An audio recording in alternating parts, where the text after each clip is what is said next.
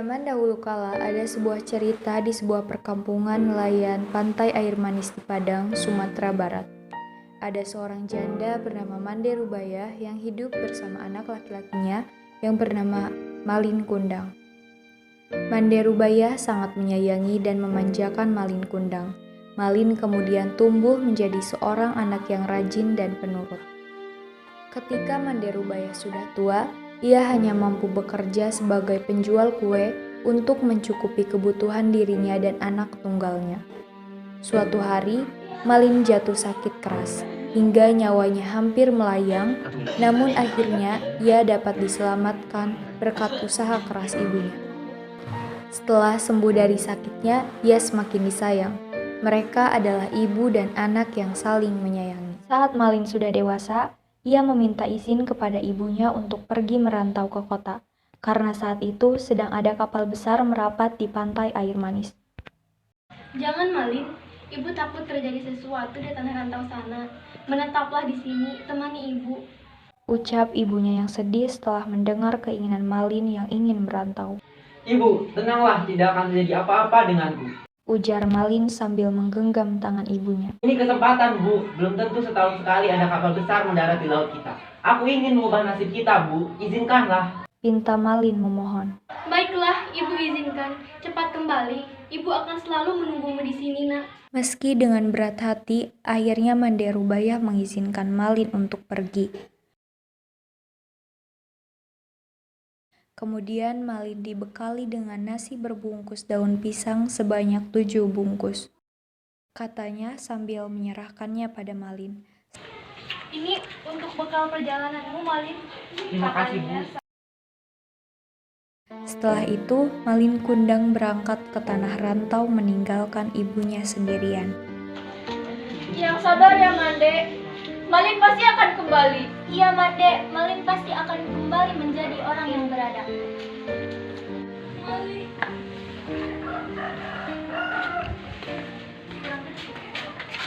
Cepat-cepat, Malin. Kapal besar akan segera berangkat. Ayo, ayo, ayo.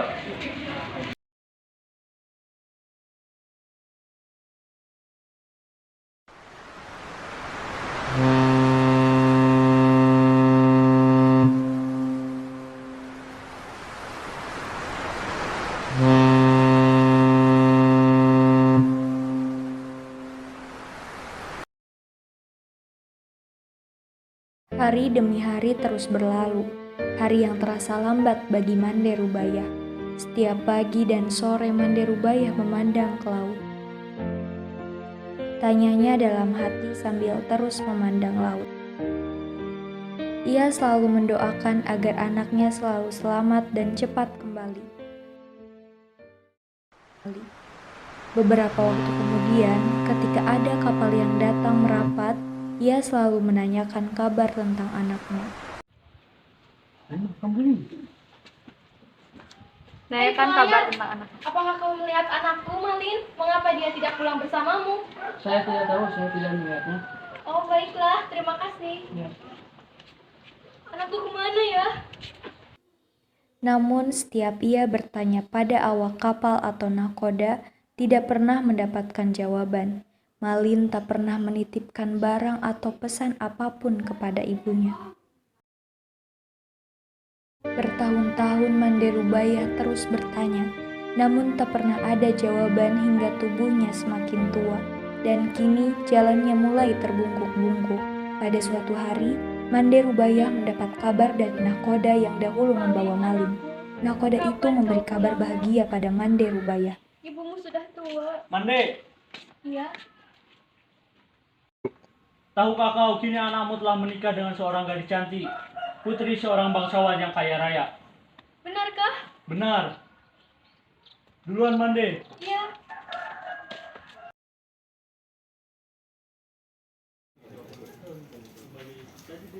Wahai Nona, siapakah namamu? Aku adalah Nyi Ayu. Nyi Ayu, bukankah kau anak dari seorang juragan empang yang mempunyai kapal ini? Betul. Kapal besar ini adalah punya ayahku. Wah, kalau begitu pertemukan aku dengan kedua orang tuamu. Baiklah, aku akan memanggil dulu kedua orang tuaku. Ayah, ibu, kemarilah. Ada apa, wahai putriku? Ada seorang pemuda yang ingin melamarku.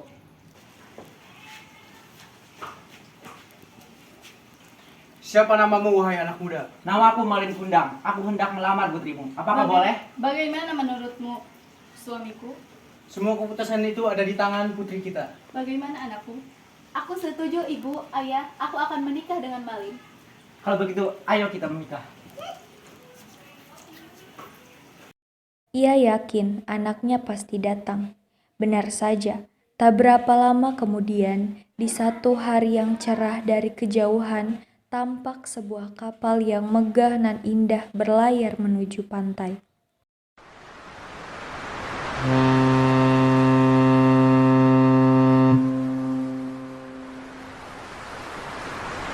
Penduduk desa mulai berkumpul. Mereka mengira kapal itu milik seorang sultan atau seorang pangeran. Mereka menyambutnya dengan gembira. Mande Rubaiyah amat gembira mendengar hal itu. Ia selalu berdoa agar anaknya selamat dan segera kembali menjenguknya. Sinar keceriaan mulai menghampirinya kembali.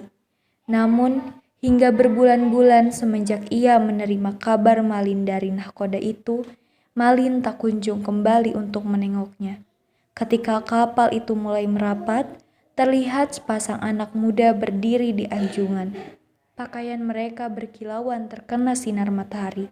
Wajah mereka cerah dihiasi senyum karena bahagia disambut dengan meriah. Mande Rubaiyah juga ikut berdesakan mendekati kapal. Jantungnya berdebar keras saat melihat lelaki muda yang berada di kapal itu. Ia sangat yakin sekali bahwa lelaki muda itu adalah anaknya, Malin Kundang. Belum sempat para sesepuh kampung menyambut, Ibu Malin terlebih dahulu menghampiri Malin. Ia langsung memeluk erat Malin karena takut kehilangan anaknya lagi. Malin terkejut karena dipeluk perempuan tua renta yang berpakaian compang-camping itu. Ia tak percaya bahwa perempuan itu adalah ibunya. Sebelum dia sempat berpikir berbicara, istrinya yang cantik itu meludah dan berkata, Apakah wanita yang tua ini adalah ibumu? Kenapa kamu bohong padaku sebelum menikah? Kau bilang bahwa ibumu adalah bangsawan kaya. Mendengar kata-kata pedas istrinya, Malin Kundang langsung mendorong ibunya hingga terguling. Hei perempuan tua, aku bukan anakmu. Malin, aku ini ibumu, nak. Kenapa kamu menjadi seperti ini? Malin Kundang tidak memperdulikan perkataan ibunya. Dia tidak akan mengakui ibunya. Ia malu kepada istrinya. Melihat perempuan itu bersujud hendak memeluk kakinya, Malin menendangnya sambil Hei berkata, perempuan tua, ibuku tidak seperti engkau. Perempuan tua itu terkapar di pasir, menangis dan sakit hati. Orang-orang yang melihatnya ikut terpana dan kemudian pulang ke rumah masing-masing. Mande Rubaiyah pingsan dan terbaring sendiri. Ketika ia sadar, pantai air manis sudah sepi. Jangan mohon, jika memang dia bukan anakku, aku akan memaafkan atas perbuatannya. Jika memang dia benar anakku, ya Tuhan, aku mohon keadilan.